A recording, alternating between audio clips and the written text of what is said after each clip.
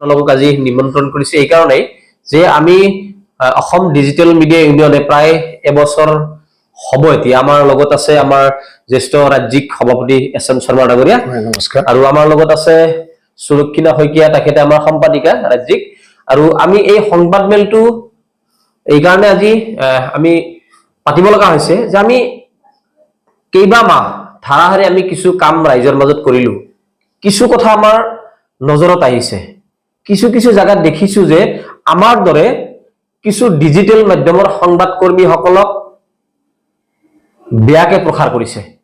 আৰু সেই প্ৰসাৰৰ ক্ষেত্ৰত আমি কেতিয়াবা মাত মাতো প্ৰশাসনে তাৰ কিন্তু উচিত তদন্ত নকৰে দুই নম্বৰ কথা হৈছে যে অসমৰ মাননীয় মুখ্যমন্ত্ৰীক আমি অনুৰোধ কৰিব বিচাৰিছো এই যে ডিজিটেল মিডিয়াৰ সাংবাদিকসকল প্ৰতিটো স্তৰত আমি কাম কৰি আছো কিন্তু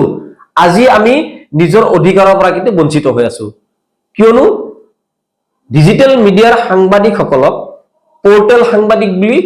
কোৱাৰ এটা প্ৰৱণতা ইতিমধ্যে প্ৰচলিত হৈ আছে আমি অসমৰ জনগণ অসমৰ মাননীয় মুখ্যমন্ত্ৰী লগতে অসমৰ 126 জন মন্ত্ৰী বা এমএলএক আমি ক'ব বিচাৰিছো যে আমি আসলতে ডিজিটেল সাংবাদিক আমি কোনো পদ্ধতি পোৰ্টেল সাংবাদিক নহয় কিয়নো পোৰ্টেল হৈছে এটা চাকৰি বিজ্ঞাপনৰ ৱেবসাইট আৰু আমি হৈছে ডিজিটেল মিডিয়া আমি সমাজৰ ভাল আৰু বেয়া বাতৰিটো আপোনালোকৰ মাজত আমি উপস্থাপন কৰো ইয়াত আনাটা প্ৰসংগ আমি উত্থাপন কৰিব বিচাৰিছো আমি অতি শীঘ্ৰেই অসমৰ ডিজিটেল সংবাদ কৰ্মীসকলৰ কাৰণে কিছু দাবী আমাৰ উত্থাপন কৰা হ'ব সেই দাবী লৈ আমি ইতিমধ্যে আমাৰ সভাপতি আৰু আমাৰ সম্পাদিকা আছে আমি টিমে আমি ভাৰত চৰকাৰ আৰু অসম চৰকাৰৰ লগত আমি তেওঁলোকক আমাৰ দাবীসমূহ এটা পত্ৰ আমি নিজে গৈ দিয়াৰ এটা প্ৰচেষ্টা চলাই আছো আৰু দুই নম্বৰ কথা আমাৰ যি ডিজিটেল সংবাদ কৰ্মীসকলৰ যি দাবী আমাক ধাৰাহাৰে আমি বাতৰি প্ৰচাৰ কৰো সমাজৰ প্ৰতিষ্ঠ স্তৰত কিন্তু আমি কিন্তু কোনো আই কাৰ্ড জনসংযোগৰ পৰা দিয়া নহয় আসলতে জিলা ভিত্তিত আমাক আই কাৰ্ড দিয়া নহয় আজি আমি আমাৰ শুভাকাংক্ষীক আমি ক'ব বিচাৰিছো যে ডিজিটেল মাধ্যমৰ সংবাদ কৰ্মীসকল অসমৰ জনগণৰ স্বাৰ্থত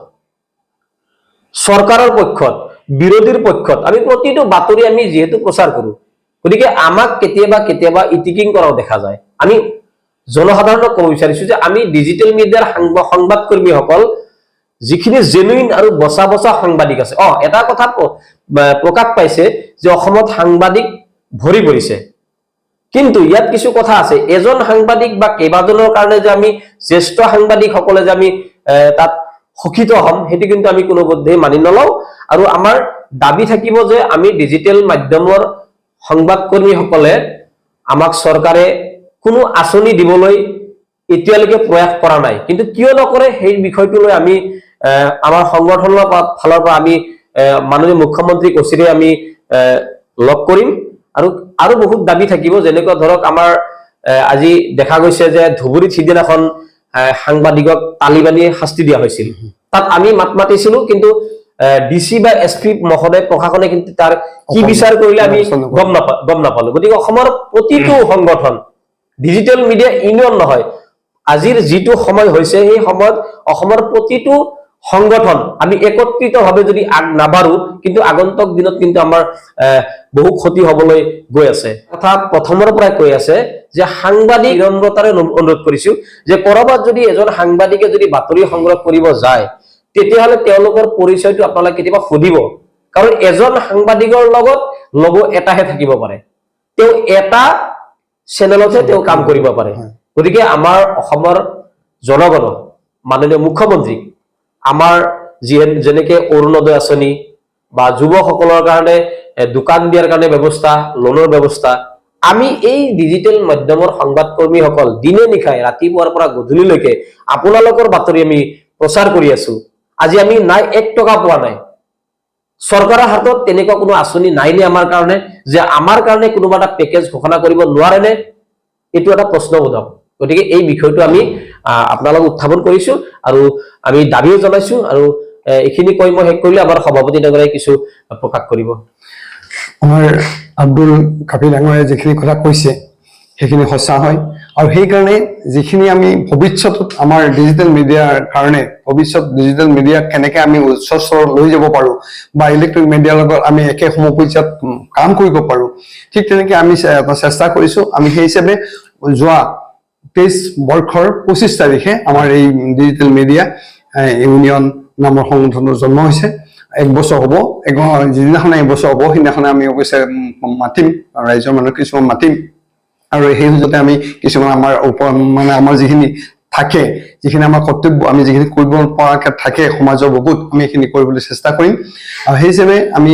আগবাঢ়ি যাম। যিখিনি কৰিম আমি সুস্থ সত্যৰ ভিত্তিত কৰিবলৈ আগবাঢ়িছোঁ। গতিকে আপোনালোকৰ সহযোগ লাগিব আমাক, আপোনালোকৰ সহযোগে আমাৰ প্ৰেৰণা হ'ব। আমাৰতো টকা পইচা নাহে সৰুৰ পৰা, গতিকে আপোনালোকৰ সহযোগিতাই আমাৰ প্ৰেৰণা, গতিকে আমাৰ আশীৰ্বাদ, আমি ৰাইজৰ আশীৰ্বাদ বুলি ধৰি লৈছোঁ। এতিয়া বিশেষকৈ মহোদয় আৰু সভাপতি মহোদয়, আৰু